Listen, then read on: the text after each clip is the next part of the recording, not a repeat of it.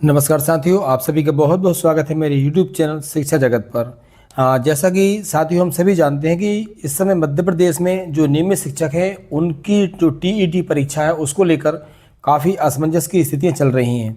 अभी आपको मालूम है कि शासकीय शिक्षक जितने भी वह चाहते हैं कि गवर्नमेंट सुप्रीम कोर्ट में अपनी तरफ से एक पिटीशन दायर करे, जबकि देखते हैं कि क्योंकि सरकार का रुख अभी तक स्पष्ट नहीं हो पाया है। हालांकि कई ऐसे जगह हैं जहाँ पर कि शिक्षकों ने मंत्री और विधायक महोदय को जो है अपना ज्ञापन सौंपा है और वहाँ से सकारात्मक न्यूज़ उनको मिली है और सरकार शिक्षकों के साथ है।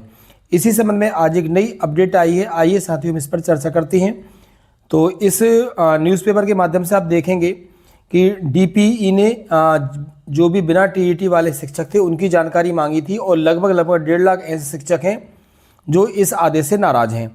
पात्रता परीक्षा पास कर चुके शिक्षकों को भी, अब देखिए यहाँ पर बात क्या आ रही है कि जो शिक्षक पात्रता परीक्षा पास कर चुके हैं उनको भी देनी होगी टीईटी। अब ये बिल्कुल एक नई चीज़ है यहाँ से कि जो शिक्षक पात्रता परीक्षा पास कर चुके हैं उनको भी टीईटी देना है। शिक्षकों का जो संगठन है वो बोल रहा है कि ये चीज़ बर्दाश्त नहीं है। ठीक है, अब इसमें क्या है देखेंगे आप लोग कि प्रदेश में शिक्षक पात्रता परीक्षा को लेकर बड़ा विवाद खड़ा हो गया है। डीपीआई के हाल के एक आदेश के बाद 2005, अब ये इंपॉर्टेंट आप याद रखेंगे, 2005 और 2008 में जो तत्कालीन भर्ती प्रक्रिया हुई थी उसमें पात्रता परीक्षा पास कर नियुक्त हुए करीब 70,000 से ज़्यादा शिक्षकों पर भी टीईटी नियम लागू होने की आशंका है।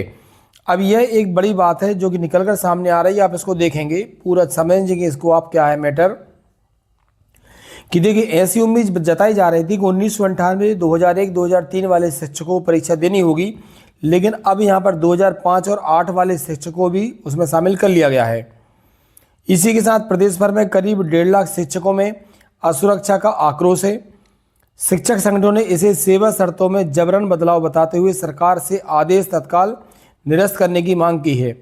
डीपीआई ने 9 मार्च को सभी जिलों में ऐसे प्राथमिक और माध्यमिक शिक्षक की जानकारी मांगी है जिन्होंने जो टेट परीक्षा है उसको क्वालिफाई नहीं किया है, और यहीं से विवाद स्टार्ट हो गया है क्योंकि इस दायरे में वे शिक्षक भी आ सकते हैं जो 2011 के पहले नियुक्त हुए हैं।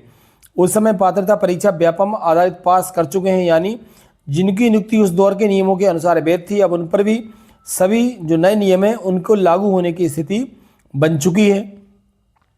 तो देखेंगे और कई जो ज्ञापन हैं उनके द्वारा कलेक्टर, सांसद और विधायक महोदय को भी इस बात से अवगत कराया गया है।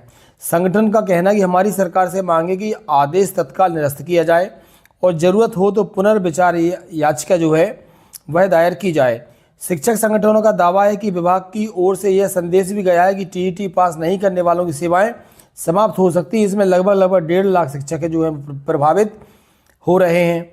अब देखिए ये शिक्षक संगठनों का कहना है कि नीति और न्याय का विवाद खड़ा हो गया है।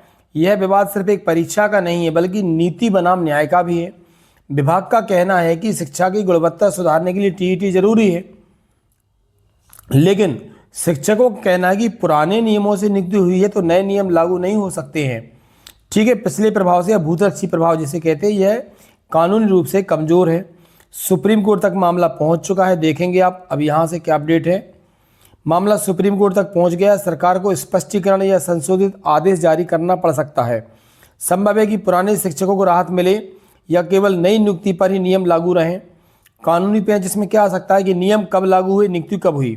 तो आरटीई एक्ट की बात करेंगे तो 2009 लागू है, 23 अगस्त 2010 से लागू हुआ है। टीईटी की अनिवार्यता जो है 2011 से शुरू हुई है, जबकि पुरानी नियुक्तियाँ 1995 से 2009 के बीच में हुई हैं। इसी टाइमलाइन के जो टीचर हैं उनको परीक्षा देनी पड़ सकती है। इसका फिलहाल जवाब नहीं दिया गया है। शिक्षक संगठन के 7 बड़े तर्क हैं।